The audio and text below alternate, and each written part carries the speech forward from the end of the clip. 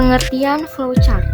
Flowchart adalah diagram yang menggambarkan urutan langkah-langkah dari suatu proses atau alur kerja. Flowchart menggunakan simbol untuk mewakili berbagai jenis langkah seperti proses, keputusan, dan input atau output. Simbol-simbol flowchart. Yang pertama, simbol input atau output. Simbol yang menyatakan proses input atau output tanpa tergantung jenis peralatan.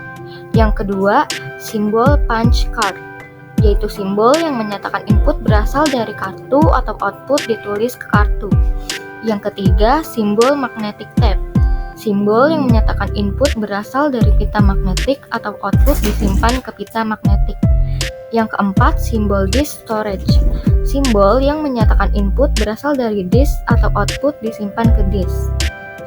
Yang kelima, simbol dokumen, yaitu simbol yang menyatakan bahwa input berasal dari dokumen dalam bentuk kertas atau output yang perlu dicetak di kertas. Dan yang terakhir, simbol display, yaitu simbol yang menyatakan penggunaan peralatan output, misalnya layar, monitor, printer, dan lainnya. Jenis-jenis flowchart. Berdasarkan fungsinya, flowchart dapat dikelompokkan menjadi 3 jenis, yaitu yang pertama, flowchart system.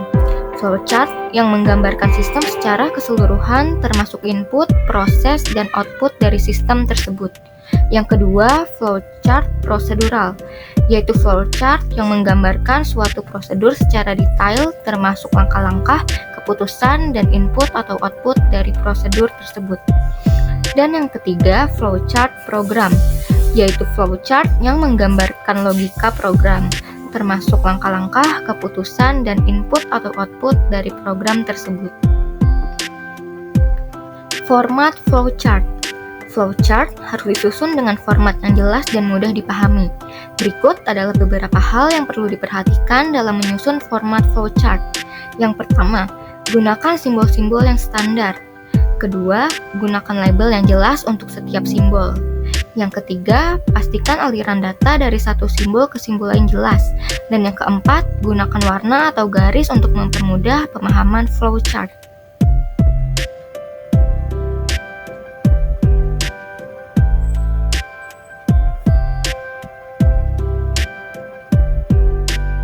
Contoh flowchart. Berikut adalah contoh flowchart untuk proses penagihan invoice kepada klien. Yang pertama, menyiapkan billing rate. Dalam membuat tagihan invoice, hal pertama yang harus dilakukan adalah menyiapkan billing rate. Billing rate dapat digunakan jika kesepakatan antara klien dan vendor telah disetujui bersama. Selanjutnya, membuka file atau data invoice project.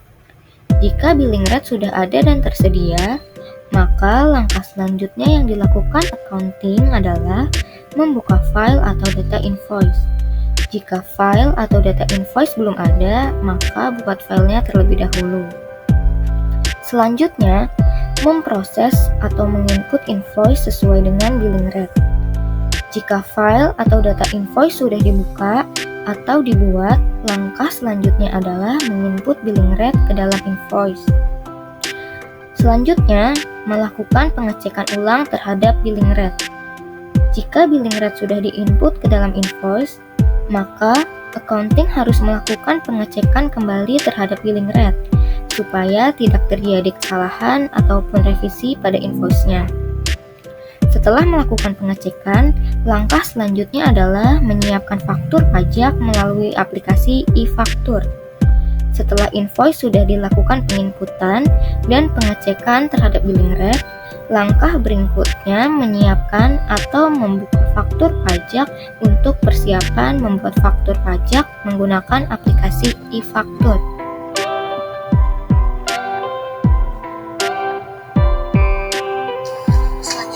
Setelah kita menyiapkan faktur pajak melalui aplikasi e-faktur, kita menginput NPWP klien ke dalam alat transaksi di aplikasi e-faktur.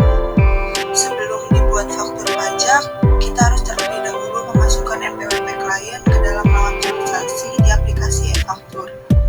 Setelah itu, kita memasukkan nilai PPN yang ada pada invoice ke dalam aplikasi e-faktur. Setelah NPWP klien ditambahkan ke dalam lawan transaksi, langkah yang selanjutnya kita ambil adalah membuat faktur pajaknya dengan memilih faktur pajak keluaran. Lalu kita tambah transaksi, kemudian memasukkan NPWP klien, lalu masukkan nilai PPN yang terdapat di dalam invoice. Setelah kita memasukkan NPWP klien, nilai PPN yang di dalam invoice kita sudah masukkan, kita save datanya, lalu kita print out. Kalau kita udah buat invoice dan faktur pajak, lakukan segera save data dan print out keduanya. Selanjutnya yaitu mengumpulkan lampiran pendukung. Setelah invoice dan faktur pajaknya sudah kita print, maka selanjutnya yaitu kita mengumpulkan lampiran pendukung yang tertuang biasanya ada di SPK, seperti laporan bulanan, slip gaji, bukti bayar BPJS, bukti bayar pajak, dan SPK. Setelah itu, kita memasukkan semua dokumen ke dalam amplop perusahaan. Setelah invoice, faktur pajak, lampiran pendukung, seperti yang tadi sudah disebutkan, kita masukkan semua dokumennya ke dalam amplop perusahaan dan kita berikan alamat tujuan pengiriman invoice.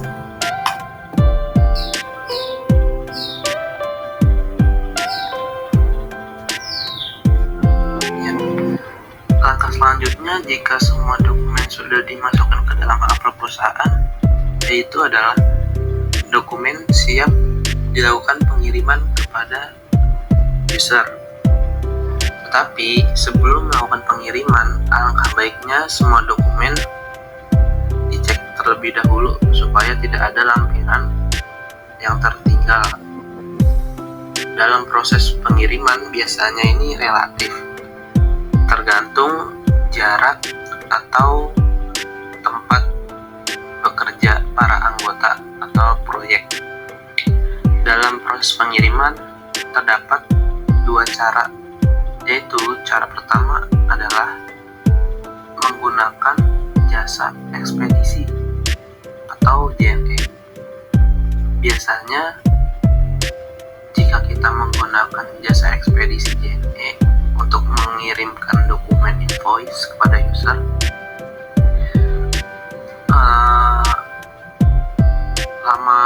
lama sampainya itu 2-3 hari, tergantung jenis pengiriman yang kita lakukan. Apakah kita mengirimkan dengan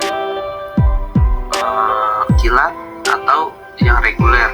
Jika kita menggunakan proses pengiriman yang kilat, maka invoice akan sampai kepada user 1-2 hari.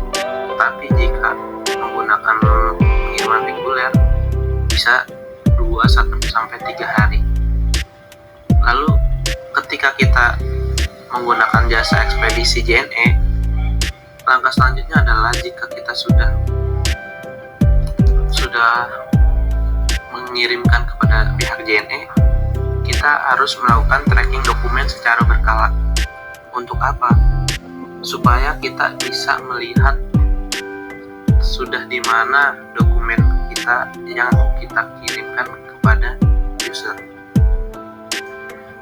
Akan tetapi jika kita tidak melakukan tracking dokumen ini, kita tidak bisa memantau posisi dokumen kita, sudah sejauh mana dokumen tersebut berada. Lalu yang kedua adalah jika memakai jasa ekspedisi atau JNE, setelah kita melakukan tracking dokumen, apabila dokumen tersebut sudah sampai, di keterangannya akan menandakan bahwa kurir JNE sudah sampai. Jika sudah sampai, biasanya di web JNE itu terdapat penerima. Jika sudah diterima oleh OB atau security, maka pengirim atau bagian keuangan bisa memberitahu atau menginfokan kepada user bahwa dokumen sudah sampai atau sudah diterima oleh OB atau security perusahaan klien. Lalu cara pengiriman yang kedua adalah kita bisa memberikan dokumen yang sudah kita masukkan ke dalam amplop perusahaan kepada bagian pengiriman atau kurir operasional perusahaan. Biasanya perusahaan-perusahaan itu memiliki kurir-kurir yang biasa diperintahkan oleh pimpinan, oleh staf untuk mengirimkan dokumen ke klien atau ke siapapun. Jika sudah diserahkan kepada bagian pengiriman atau kurir operasional perusahaan, maka kurir operasional perusahaan akan segera mengirimkan dokumen tersebut kepada klien. Biasanya lama pengiriman jika kita kirim langsung kepada menggunakan kurir operasional, lama waktunya biasanya hanya 1 hari. Karena jika menggunakan kurir operasional perusahaan, biasanya tempat-tempat klien ini yang terjangkau tempatnya, mungkin masih dalam satu wilayah atau satu kawasan.